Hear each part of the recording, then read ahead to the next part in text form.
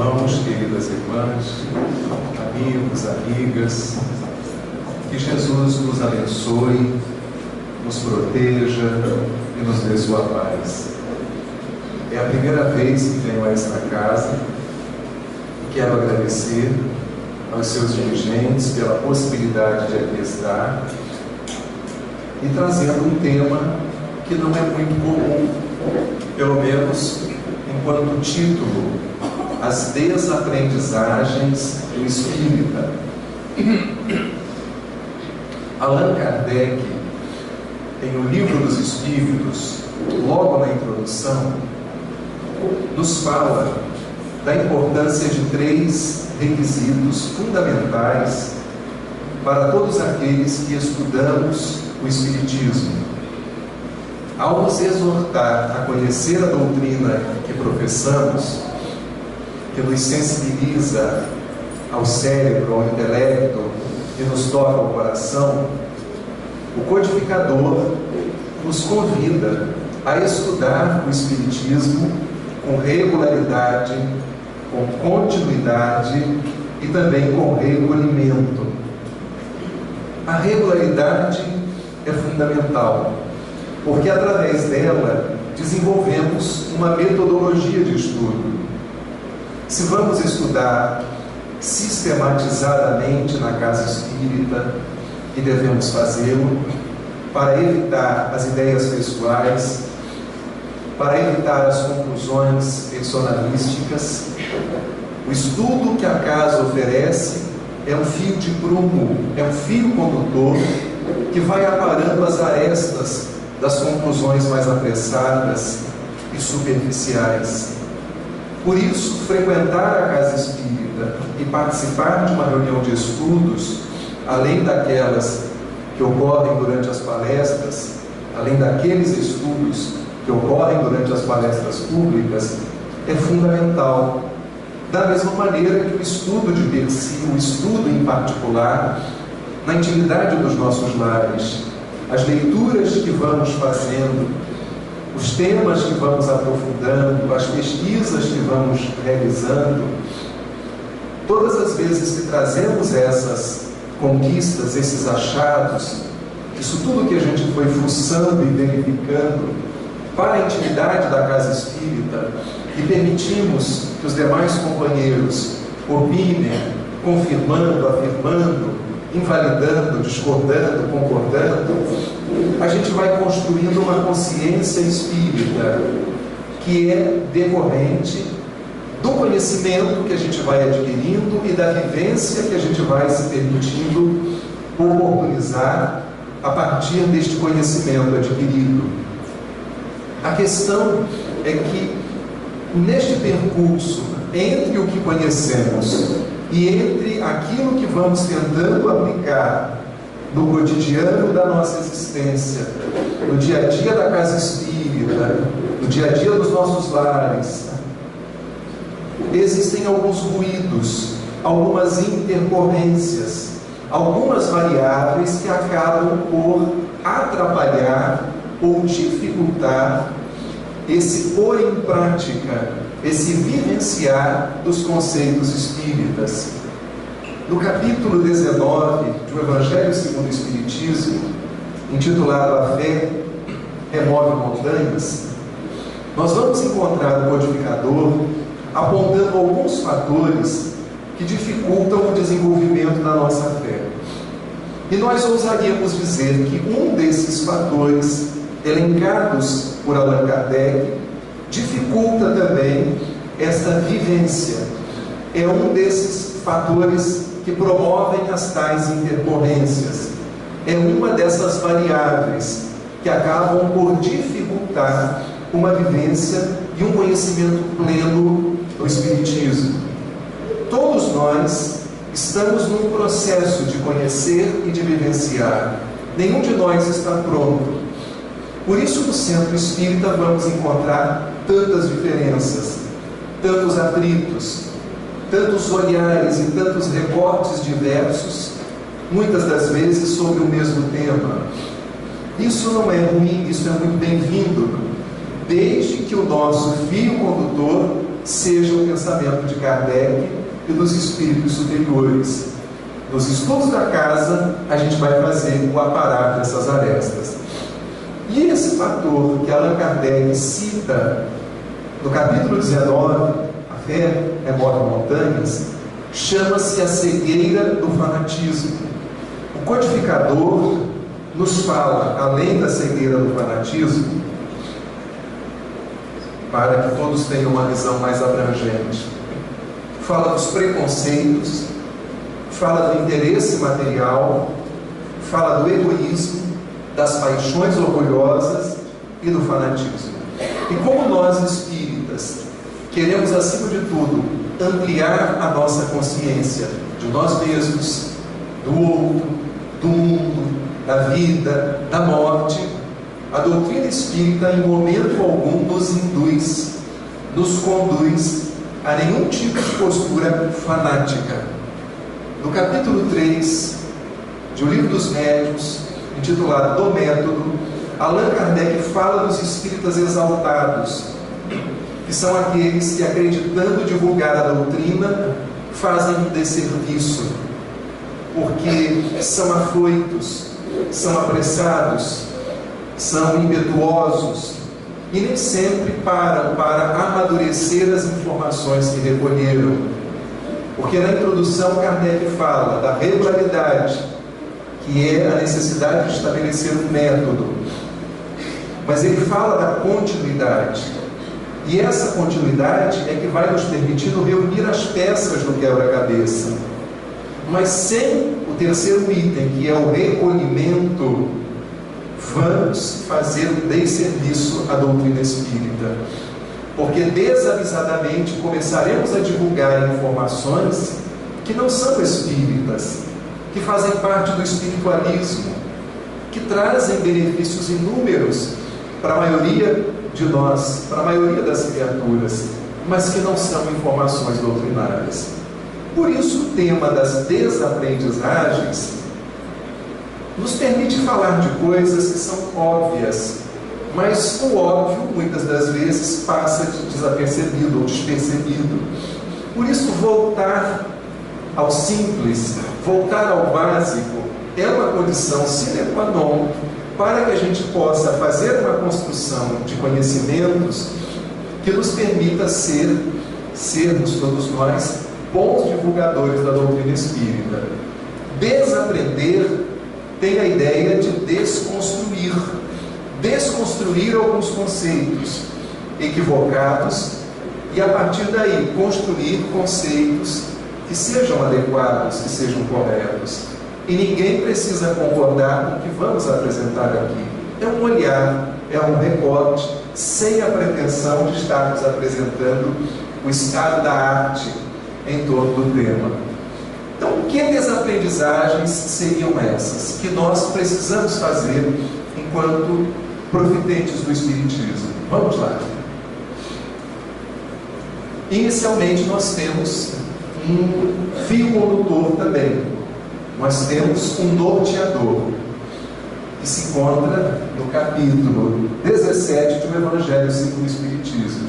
O verdadeiro espírita se reconhece pela sua transformação moral. E ninguém diz que essa transformação é urgente. Essa transformação é necessária, é fundamental, para que nos caracterizemos como verdadeiros espíritas. Mas o meu ritmo é diferente do Joaquim, é diferente do Manuel, é diferente da Maria, e cada qual tem liberdade de estabelecer o seu ritmo de transformação moral. E o mais importante é que analisemos se no exercício do nosso ritmo, se a gente está ferindo alguém, se a gente está denegrindo o nome de alguém, se a gente está atuando de maneira negativa em relação a algum companheiro ou companheira de caminhada. Mas todos nós temos a possibilidade de estabelecer um ritmo próprio de transformação moral. A palavra moral vem do latim mores, e significa costumes. Transformação moral é uma transformação dos costumes, é uma mudança de hábitos. Hábitos viciosos por hábitos virtuosos. É uma transformação continuamente para melhor, substituindo hábitos negativos por positivos e pelos esforços que faz para dominar suas más inclinações. E aí uns se esforçarão mais, outros se esforçarão menos, outros estarão mais atentos, outros um tanto desatentos. Cabe a cada um de nós fazer uma autoavaliação e tentar identificar não apenas o ritmo da transformação moral, mas a frequência dos esforços, a tenacidade desses esforços. Primeira desaprendizagem: reencarnar é sinônimo de purgar, e karma é algo que necessita ser vivido com aceitação quase masoquista. Já sabemos que reencarnar é sinônimo, acima de tudo, de educar. A reencarnação é um processo educativo, muitas das vezes reeducativo. Através da reencarnação, nós passamos por provas, por expiações, e temos a possibilidade de fazer algumas reparações, como nos ensinou Allan Kardec no livro O Céu e o Inferno, do Código Penal da Vida Futura, 33º artigo. É necessário o arrependimento, é necessário a expiação e também a reparação. Quando falamos em provas, estamos falando dos testes aos quais todos somos submetidos. Os que passamos pelos bancos escolares, quantos testes e quantas provas nós fizemos? E ainda hoje, os que estão no curso universitário fazem provas. A prova visa, ou pelo menos deveria visar, que o professor chegasse a uma conclusão sobre aquilo que o aluno aprendeu, a quantidade e a qualidade dos conhecimentos que foram retidos, que tipo de aprendizagem foi feita. Então não é Deus desejando saber como nós estamos, não são os nossos guias, mas as provas são necessárias para que a gente possa forjar o metal nobre das nossas virtudes, desenvolver as potencialidades da nossa alma. As expiações com X dizem respeito ao resgate de um passado remoto ou de um passado recente, desta ou das reencarnações passadas. Os bons espíritos nos recomendam buscar sempre as causas atuais das aflições. Se não as encontrarmos, vamos então buscar as causas anteriores das aflições. Eles não nos recomendam já buscar as anteriores primeiro do que as atuais. Primeiro vem as atuais. Não encontrando, vamos então nos remeter às nossas vidas passadas. Então são as provas e as expiações que caracterizam o mundo no qual vivemos. Muitos de nós temos missões abrangentes e missões de pequena monta, mas temos missões, todos somos missionários. Se não somos um Chico Xavier, um Divaldo Franco, uma Madre Teresa de Calcutá, uma Irmã Dulce, um Gandhi, mas somos instrumentos do bem, onde quer que a vida tenha nos situado. E ainda que a gente questione as missões que tenhamos possivelmente abraçado, os Espíritos nos informam que a paternidade é uma missão. Então quem é pai e quem é mãe, naturalmente é um missionário, tentando conduzir uma alma ao caminho do bem. Em momento algum, o Espiritismo nos diz que nós estamos aqui para purgar, embora a Terra seja, assim, também um purgatório. É uma escola, é um hospital, é uma oficina de trabalho, mas é também um espaço, é também um lugar onde a gente purga. Mas daí a sofrer uma aceitação quase masoquista é um equívoco muito grande. E existem pessoas que desavisadamente do meio espírita acreditam que estão aqui para sofrer. Nós estamos aqui para nos educar. É o que afirma Leon Denis no livro O Problema do Ser, o Destino da Dor. A felicidade é uma consequência do processo de autoeducação, do burilamento, da transformação moral. Então a felicidade é alguma coisa que a gente busca a médio e longo prazo. Mas a curto e médio prazo, o que nós precisamos fazer é a nossa autoeducação. Todos somos educandos. E a palavra educando encerra o quê? Um dinamismo. Educando é aquele que ainda não está educado. Educado. O único que passou por aqui foi Jesus Cristo, nosso guia e modelo. Todos nós somos educandos. Ele já realizou o processo de ensino-aprendizagem. Ele não tem mais nada que aprender com o planeta Terra. Está no patamar de espírito puro, segundo a escala espírita de O Livro dos Espíritos. Nós todos somos educandos. Estamos realizando a nossa aprendizagem, passando por provas e por expiações. Então nós precisamos desconstruir essa ideia de que estamos aqui para purgar. E aí eu não estou dizendo que todos vocês entendem que nós estamos aqui para purgar. Eu estou afirmando que no meio espírita há criaturas que de uma maneira superficial chegaram a essa conclusão, a meu ver, equivocada. Dançar, praticar esportes, comer carne e ter vida sexual ativa é algo contrário ao progresso espiritual. Será que é, gente? O espírito Calderaro afirmou a André Luiz, na obra do Mundo Maior, que dançar pode ser tão santificado quanto orar. Depende dos meus objetivos, das minhas intenções. Nós vamos encontrar apresentações artísticas e de dança também no mundo espiritual.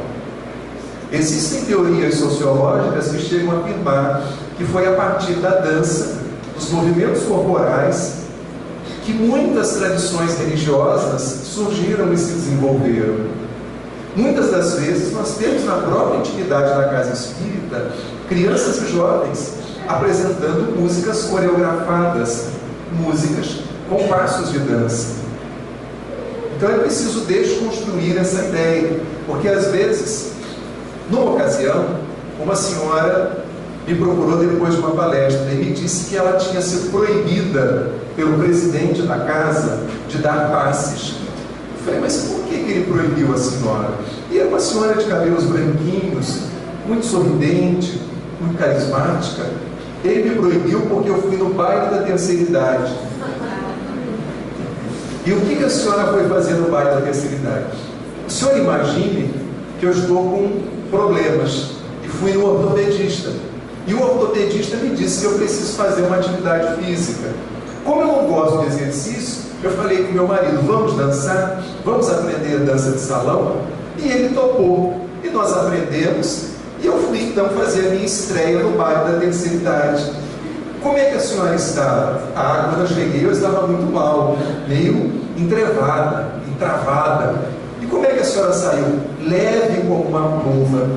Mas o senhor precisa me dizer, o que o senhor acha disso? Bom, eu acho que a senhora deveria continuar com os passes e com os passos. Porque esses passos estão me fazendo muito bem. E muitas das vezes, por nos preocupar, e devemos nos preocupar com o nosso progresso espiritual, passamos a dar um tratamento menor para as nossas necessidades materiais, corporais, orgânicas. O Evangelho segundo o Espiritismo é pontual quando nos diz cuidar do corpo e cuidar da alma. Precisamos nos cuidar por inteiro. E muitas das vezes conseguimos isso praticando esportes. Nós vamos encontrar mensagens espíritas que dizem que a ginástica do espírita é subir e descer morro para ir ajudar os necessitados. É também uma ginástica. Existem aqueles que dizem que não, a nossa ginástica é carregar as panelas para o almoço fraterno, é varrer a casa espírita. É também uma ginástica, mas não é a única. Então, se pudermos caminhar, se pudermos fazer um pilates, se pudermos frequentar uma academia, isso não é contrário ao nosso progresso espiritual. Estaremos dando ao nosso corpo melhores condições para permanecermos nele e dilatando o nosso tempo de vida para fazer mais caridade, para estudar mais o Espiritismo, para passar por provas e expiações. E às vezes nós encontramos aquele que é recalcado, que adoraria ir fazer, dar uma malhadinha básica, não vai e fica criticando o outro que vai, dizendo que o outro é vaidoso, que o outro está se exibindo, né? Porque quer mostrar os bíceps, os tríceps. Gente, a gente não está no coração do outro, na cabeça do outro, para saber quais são as intenções dele. Como essa senhora, que foi proibida de aplicar passes, e eu fico perguntando se o presidente também não queria estar no baile da terceira idade dançando. E eu ainda perguntei para ela: a senhora dançou muito funk? Não, meu filho, nada de funk, foram as serestas. Dancei muita seresta, muita música romântica, e saiu leve como uma pluma. Sobre o hábito de comer carne, com todo respeito aos que são vegetarianos e que optam por esse tipo de alimentação. Numa ocasião, eu ouvi da boca de um médium já desencarnado, chamado Júlio César Grande Ribeiro, Julinho, como era conhecido, da cidade de Vila Velha, Espírito Santo, médium de efeitos físicos, e ele tinha uma relação de muita proximidade com Chico Xavier. Chico lhe orientou muito no exercício da sua mediunidade de efeitos físicos. E Julinho contou que uma vez indo a Uberaba, Chico já estava em Uberaba, na hora do almoço, na casa de Chico, Chico diz assim para ele: Julinho, mandei preparar 2 bifes para nós dois. E Julinho pensou assim: será que Chico não sabe que eu sou vegetariano há mais de 20 anos? Como é que pode? Será que os espíritos não disseram para ele que eu não como carne? E os dois continuavam conversando, e o cheiro do bife acebolado ia entrando pela sala. E Chico dizia: está quase pronto, Julinho, está cheiroso esse bife, né, meu filho? Está cheiroso. E o bife chegou e foi posto sobre a mesa. E Chico ainda disse mais: Julinho, vou cortar para você, para facilitar. E foi cortando em vários pedaços. E ainda deu uma espetadinha: olha, o primeiro pedaço eu faço questão de te dar. Aí ele não aguentou: Chico, eu preciso lhe dizer, há mais de 20 anos eu não como carne. E tem mais, Chico. Eu li, você escreveu isso, que a gente não deve se alimentar com as vísceras dos nossos irmãozinhos inferiores. Aí Chico baixou os óculos e disse assim: Julinho, quem escreveu foi o Emmanuel.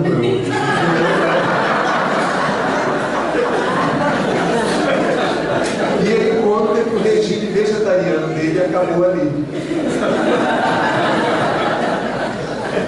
Mas se você é vegetariano e se sente bem assim, continue, por favor.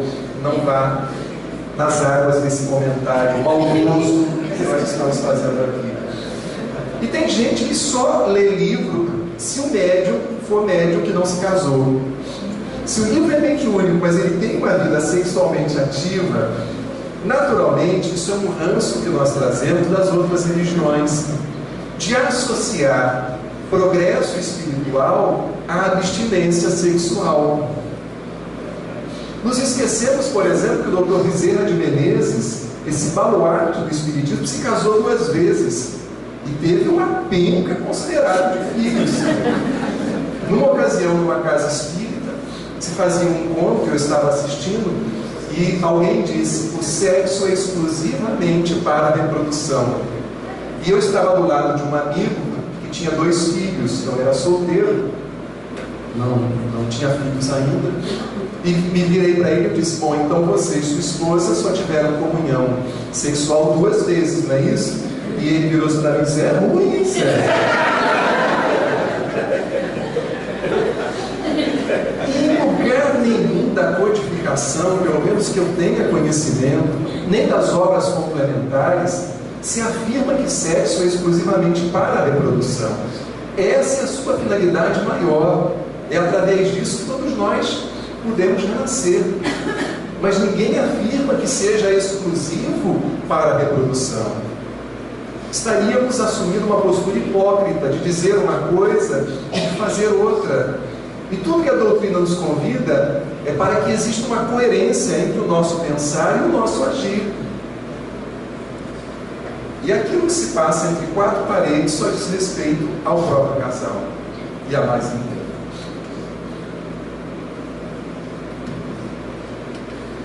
Estar todos os dias no centro espírita é o melhor caminho para acelerar nosso progresso espiritual. Será? Eu posso estar no automatismo, eu posso estar por desencargo de consciência, eu posso estar porque eu tenho muitas culpas, e não necessariamente porque eu entenda que vai me fazer bem estar ali todos os dias. E eu também me pergunto, quem tem essa vida corrida, disponibilidade para estar todos os dias? Mesmo quem se aposentou, muitas das vezes ajuda os filhos junto aos netos, se desaposenta e volta a trabalhar, ou trabalha em meio expediente. Agora, se você tem uma vida organizada que te permite estar todos os dias, parabéns, ponha o seu coração nas suas tarefas. Mas não comece a acreditar que quem só vem uma vez por semana, ou que é somente isso que a sua vida lhe permite, está mais atrasado espiritualmente, ou perdeu o bonde do progresso espiritual. Isso é uma distorção, isso é um equívoco. Da mesma forma, se eu estou todos os dias, eu acreditar que já estou com um passaporte carimbado para nosso lar, já tenho um puxadinho em nosso lar, é um outro equívoco. Não são os cargos, são os encargos. Dona Laura, no livro Nosso Lar, afirma para André Luiz que o plano espiritual avalia os trabalhadores levando em conta o critério de assiduidade, de dedicação e o contributo de amor que cada um deposita na sua tarefa. Se eu tenho uma tarefa de uma vez por semana na casa espírita e faço o que faço com o melhor dos meus sentimentos, eu estou, segundo os critérios espirituais, dando o que eu tenho de melhor. Agora, se você dispõe de tempo, por que não ampliar a doação à casa espírita? E se você anda sobrecarregado, cuidado com o cansaço do bem. O Espírito Joana de Ângeles, no livro Sendas Luminosas, afirmou que quando o bem começa a cansar, é porque esse bem está sendo mal feito. Eu estou abraçando tarefas em demasia, ou tarefas para as quais eu não tenho vocação. Então é preciso redimensionar as minhas tarefas e me abrumar naquelas com as quais eu tenho afinidade. Eu posso até momentaneamente substituir alguém da evangelização, mas se eu não tenho vocação para lidar com crianças, daqui a pouco eu estou dizendo, de novo estou eu indo no centro. Não aguento mais aqueles diabinhos da evangelização. Se eu não tenho vocação para dar passe, se não me sinto realizado, não tenho prazer ao aplicar os passes, quando é dia de passe na casa espírita, eu não aguento mais, haja magnetismo para doar para aquela gente, pronto, estou entediado, estou enfadado com a tarefa espírita. Então a gente tem que parar para analisar a nossa relação com as nossas tarefas e com a casa. Mediunidade é algo que se desenvolve e se educa exclusivamente nas sessões mediúnicas da casa espírita. Se fosse assim, nós não teríamos a produção de um Chico Xavier, de um Divaldo, de uma Ivone Pereira e de tantos outros trabalhadores da área mediúnica. Claro que a reunião mediúnica é fundamental para que a gente apague as arestas, para que a gente se abrume. Ela é importantíssima, mas a gente vai educar essa mediunidade principalmente no dia a dia da vida. André Luiz nos afirma na obra dos Domínios da Mediunidade que não há como entender mediunidade sem entender as personalidades.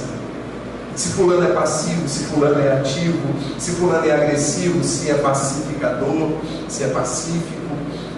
E como que a gente se educa? Dificilmente alguém vai conseguir se educar plenamente nas poucas horas que passa no centro espírita. Então a nossa educação como ser humano e a nossa educação como médiuns, ela se dá principalmente fora da casa espírita. A casa espírita é esse grande e poderoso auxiliar, que em hipótese alguma deve ser dispensado.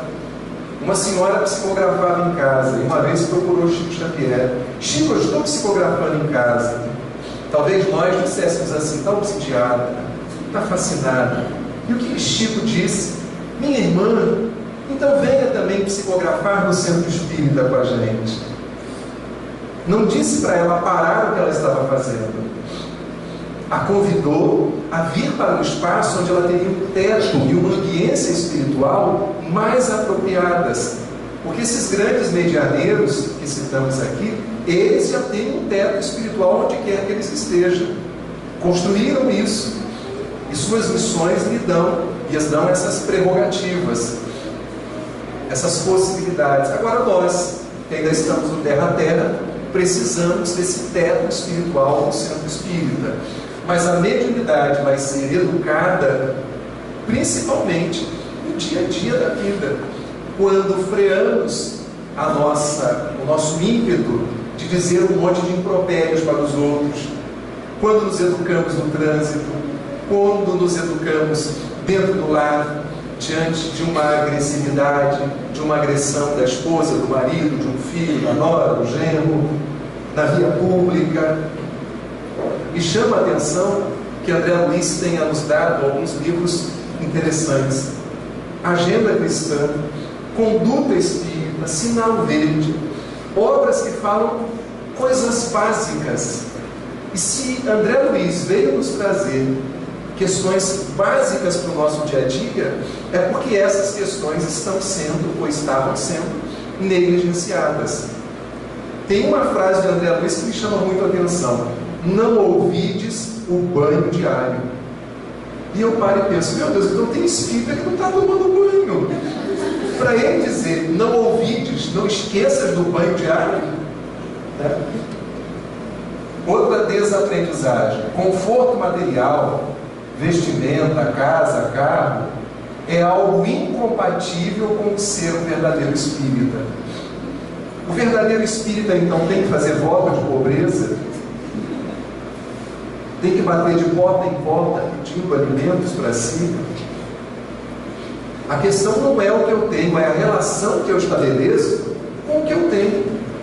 Como diz uma música do roqueiro Frejá, me parece que baseada num poema de Victor Hugo, um escritor francês, a gente tem que olhar para o dinheiro e para os bens materiais e dizer para eles quem é dono de quem, ainda que sejamos donos transitoriamente, porque todas as riquezas pertencem a Cristo. Nós somos meros depositários, nós somos administradores desses recursos, que de uma hora para outra podem sair das nossas mãos, ou podem chegar às nossas mãos.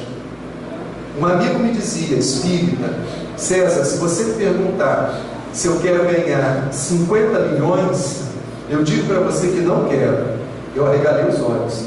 Mas se você me disser se eu quero ganhar 5 milhões, eu digo que sim. Eu falei: mas por que a diferença? Porque eu sei o que eu faria com 5 milhões, mas eu não sei o que eu faria com 50 milhões. E eu tenho receio do que esses 50 milhões iriam acordar na minha alma. Se eu não ia terminar meu casamento, se eu não ia fazer um monte de presepada por aí. Então os 5 milhões eu dou conta, César, mas os 50 eu não dou conta não. Achei de uma sinceridade, de uma franqueza da parte dele. Porque nós não sabemos quais são as tendências que nós carregamos. Nós sabemos superficialmente, até que situações específicas venham nos trazer testes, muitas das vezes pesados e difíceis da gente passar por eles. Então podemos ter. Existe aquela história de Chico ter perguntado para Emmanuel quem era naquela noite a pessoa mais humilde. E Emmanuel apontou para uma senhora muito bem trajada e com joias muito caras. A nossa irmã é a figura mais humilde da noite que se encontra aqui, meu filho. Então não é pela vestimenta, não é pela conta bancária, não é pelos automóveis. Conheço pessoas muito ricas no meio espírita, altamente fraternas, muito simples. E conheço pessoas paupérrimas que não abrem a mão nem para dar bom dia, ou dificuldade, profundamente orgulhosas. Então não é a posse ou a ausência da riqueza, é a maneira como nós nos relacionamos com os bens que a vida nos permite amealhar. O Espiritismo é o único caminho para a felicidade. É o único, gente. Se fosse assim, os budistas seriam infelizes. Os maometanos, os protestantes, os umbandistas, os candomblecistas, apenas os espíritas teriam a prerrogativa da felicidade. Isso é um ranço de povo eleito. E a gente tem que desconstruir isso. Tem muita gente que nós aqui conhecemos, muitos até de São Mateus, que vivem muito bem e podem passar uma existência no ateísmo. Netinho se dizia ateu, e no entanto fez aquela campanha maravilhosa pela cidadania e contra a fome. Não são as nossas ações, não são as nossas crenças, são as nossas ações que dizem quem somos nós. Religião é muito mais uma forma de ser do que um jeito de crer. Então não é o único caminho. Nós vamos encontrar Allan Kardec no Livro dos Espíritos, na questão 982, se não me falha a memória, afirmando que ninguém está a dizer que o Espiritismo é o único caminho para a felicidade. Que o que efetivamente garante a nossa sorte futura é o bem que praticarmos. E o bem é sempre o bem, independente do rótulo religioso. Ele paira acima dos rótulos. O bem é fundamental. A culminância do nosso progresso espiritual se dá quando nos tornamos dirigentes, escritores, médiuns e expositores espíritas. Será? Me parece que esses são os mais devedores, os mais comprometidos. Por isso enfeixam tantas tarefas e tantas responsabilidades. Mas, se estamos a observar que existem companheiros com tantas responsabilidades, vamos nos apresentar para as tarefas. Vamos deixar de ser os frequentadores assíduos do banco. Vamos estudar a doutrina, porque às vezes nós temos na casa espírita o Papa Passe e o Papa Água Fluidificada. Mas eu sei que aqui em Rio das Ostras isso não acontece. É só na cidade onde eu vivo. E às vezes a pessoa é um frequentador assíduo do banco porque nunca foi convidada para um curso preparatório de trabalhadores para o passe, para a evangelização infantil. E pode ser que muitos sejam convidados e não queiram ser apenas frequentadores. E as portas da casa estarão abertas mesmo para aqueles que desejam ser apenas frequentadores. Mas se eu disponho de tempo, se eu disponho de algum conhecimento, por que não socializá-lo?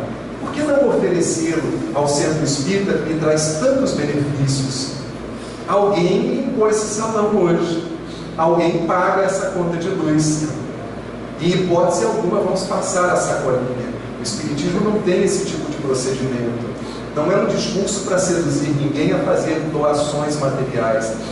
Mas é preciso que a gente tenha uma relação mínima de reciprocidade. Porque a casa necessita de recursos para ela continuar realizando os seus serviços. E às vezes nós temos um punhadinho de gente sobre as quais todas as responsabilidades recaem.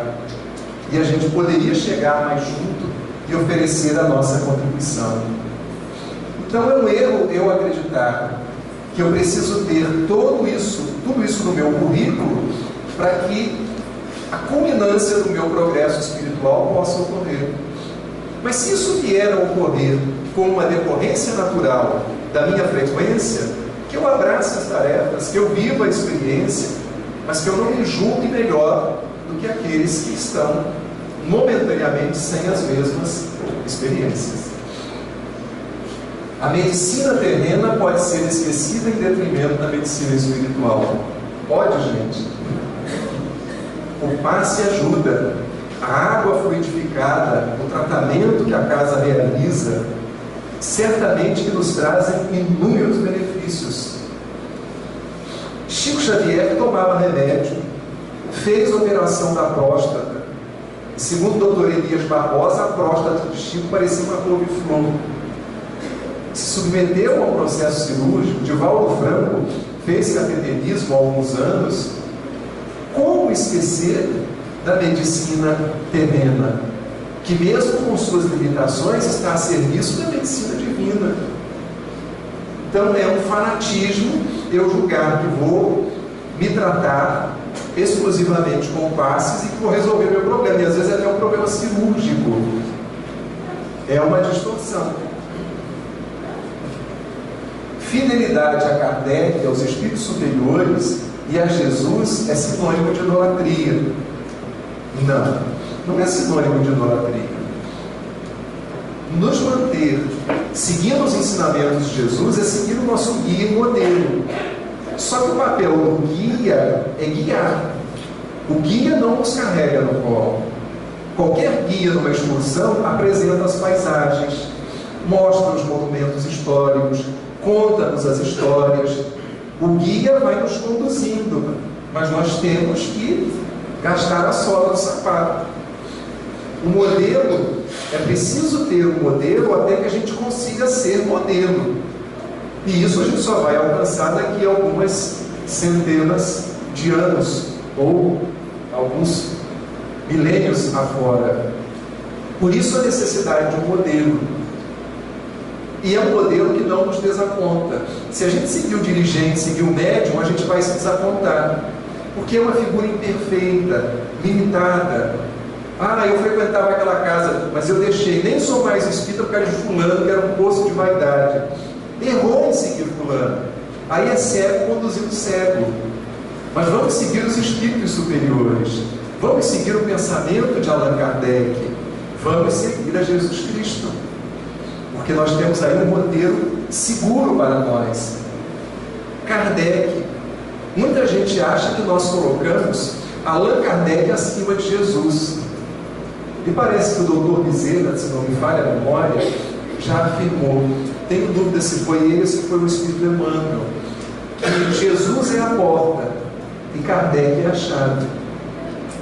A gente entende melhor Jesus a partir da leitura de Kardec. E aí é fundamental que a gente leia as obras da codificação, que leiamos os bons romances, os de Emmanuel, os de Ivone Pereira, os de Divaldo e alguns outros médiuns, também excelentes na sua urdidura literária, mas que a gente tenha como fio condutor o estudo da codificação espírita, porque senão a gente vai ser espiritualista, espiriteiro, espiritado, mas não espírita. Casamento é algo para a vida eterna. Diz Dona Laura no livro Nosso Lar, que a esmagadora maioria das relações conjugais na face da Terra são relações de prova e expiação. Pelo menos lá de onde eu venho é assim, não sei aqui em Rio das Ostras, né? E que são raras as uniões de almas afins ou transcendentais. Isso significa então que a gente vai viver trocando de parceiro ou de parceira? Não. Mas isso também não deve significar que, se existe infelicidade, e mesmo depois de uma terapia de casal, mesmo depois de inúmeras possibilidades de dialogar, de entender, nenhum de nós está fadado a permanecer ao lado do outro, sendo infeliz, nem fazendo o outro infeliz. Mas o que a doutrina nos recomenda? Percorrer todas as etapas possíveis. Porque às vezes é uma crise momentânea. Não se trata de uma crise definitiva, em que a separação é inevitável. Muitas das vezes estamos sob um processo obsessivo. É natural que uma jornada longa tenha seus desafios. O barco que sai para navegar de um continente para o outro enfrenta mares revoltos, enfrenta águas profundas, recifes, tempestades, calmarias, e nem por isso esse barco está fadado a sossobrar, a naufragar. Então o casamento é essa viagem, que tem também muitas alegrias. Esse barco vai se deparar com noites estreladas, Esse barco vai se deparar com paisagens belíssimas. E virão depois os outros tripulantes, que são os nossos filhos. E a tripulação vai aumentar com os netos. Então é preciso que a gente analise. Há uma autora americana, Judith Viort, que escreveu um livro chamado Casamento para a Vida Inteira, em que ela diz que muitos de nós, o casamento é para pessoas maduras, mas muitos de nós não estamos maduros quando nos casamos.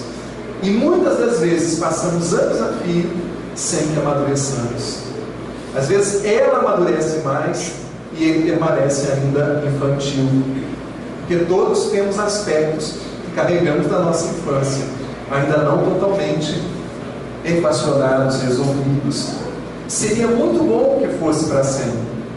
Mas quantos aqui já estão na segunda ou na terceira relação? Ou quantos nós conhecemos que estão mais bem ajustados na segunda relação do que na primeira? Mas que isso não signifique ódio, rancor, mágoa. Que isso signifique o escrever de uma nova história. Homossexuais não podem assumir tarefas na casa espírita. Por quê, gente?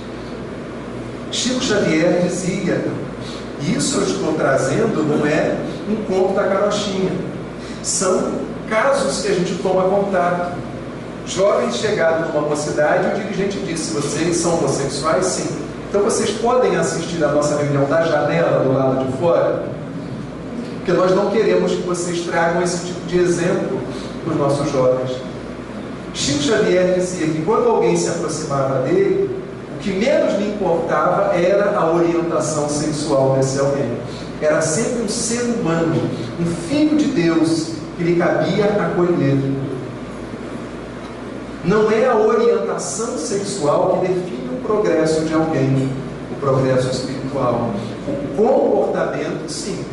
Esse nos diz quem é essa criatura, seja ela hétero, seja ela homossexual. Então todos são e somos filhos de Deus, bem-vindos à casa de Jesus. Agora, cabe a cada um manter a sua discrição, como cabe ao hétero ser discreto em relação à sua vida. Cabe ao homo também ter a sua discrição, porque o que ele faz ou deixa de fazer só interessa a ele. Mediunidade é apenas um atributo de heterossexuais? Quando Allan Kardec afirma que todos somos, num grau maior ou menor, médios, então se ele é médium, ele só vai poder se desenvolver no candomblé, num terreiro de umbanda, ele não poderá trabalhar a sua mediunidade num centro espírita? Sei que esse tipo de reflexão demanda maiores aprofundamentos, mas o tempo urge e precisamos caminhar. É apenas para deixar claro. Aplausos e risos na intimidade do centro espírita é porta aberta ao desequilíbrio e comprometimento das elevadas vibrações. Será? Muitas das vezes as crianças se apresentam. Por que não aplaudi-las? Os jovens se apresentam. Uma peça de teatro, estranho um espetáculo teatral ser apresentado e não podermos manifestar. As vibrações não são como um cristal. As palmas não destroem as vibrações. Se são palmas de entusiasmo, agora, ninguém vai levantar e vai assobiar, e vai gritar, e vai se jogar no chão, e vai dizer você é o máximo. Ninguém vai aplaudir um passe. Ninguém vai aplaudir uma comunicação numa reunião mediúnica. Mas se veio esta vontade, num primeiro momento seria interessante que nos manifestássemos através do nosso contentamento, através da prece. Mas se brotou espontaneamente, as vibrações não serão comprometidas. Agora tenhamos cuidado, porque há pessoas cujas palmas soam como: eu sou o cara, opa, estou na crista da onda, que é um equívoco.